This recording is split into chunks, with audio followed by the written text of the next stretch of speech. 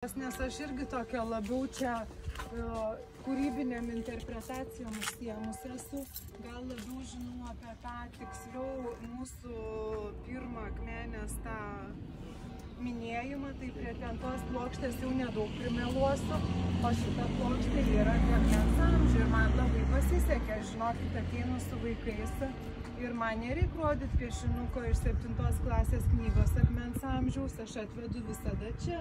Ir mes matom ir neolito su pragręžtu akmeniu, apie ką mes mokomės akmens amžiui. Ir matom savo protėvius medžiotojus, kurie gyvendavo laikinuose palapinėse. Ir mes čia ieškom tiesiog iš to akmens amžiaus, ką mes čia matom pas save. Tai čia yra akmens amžius. Ir ta pirmoji mūsų priešistorė mūsų miesto, nes kaip ir sakiau, jau 11 tūkstantmetį pirmieji gyventojai Lietuvoje, tai aišku ir akmeniai tų gyventojų būta. Būta medžiotojų su sumedžiotų žvėrim, būta ar ne ir užuomazgų šventos ugnies ir Antano Adomaičio iš vis kūryboje labai daug yra gamtos, pagonybės apraiškų. Labai daug yra iš tikrųjų dėmesio skirta upėm, tai jis irgi čia yra pavaizdavęs tos upelius tekančius ir čia yra tas akmens amžius. Algirdai, gal jūs mane papildysite? Nelabai aš galiu papildyti, geriausiai aišku pasakot Antanas, nes jo čia yra kūrybinė visa mintis, o Antanas išvykęs į Niujorką yra su paroda ir dabar nieko nebus. Tokia užsiemu tiesiog kaip apie akmens amžiaus interpretaciją, bet už tai labiau atsimus, kad bendrausiu.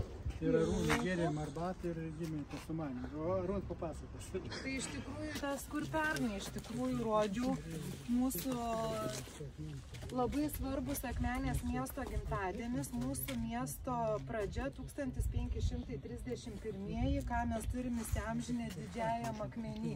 Tai ten, jeigu labai prisimerkę pasižiūrėtume, tai yra miesto gimtadienio data 1531 ir iškaltas mūsų herbas Pro Libertate, kuris jau žymiai vėliau su savivalda 1792 tik tai metais buvo kaip savivaldaus miesto herbas.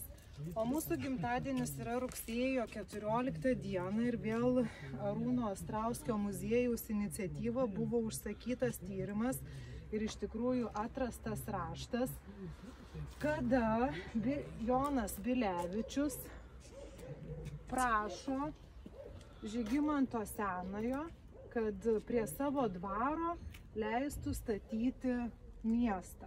Leistų statyti miestą, tai čia ko gero pačio Bilevičiaus dvaro kažkoks tai fragmentas, atneša raštą Žygimantui Senajam.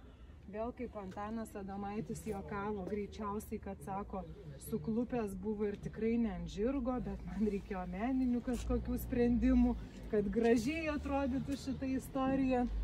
Tai pasirinko tokį skrajūną žirgą, o Žygimanto Senojo duktė, Ona Jogailaitė, kuri įsteigė mūsų bažnyčios parapijos raštas, yra irgi to bažnyčioje saugomas 1596 metais. Mūsų bažnyčia, kuri ir turi šventos Onos vardą. Tai va, Žygimantas Senasis, Ona Jogailaitė, Bilevičius prie dvaro, kad leistų statyti Akmenės miestą.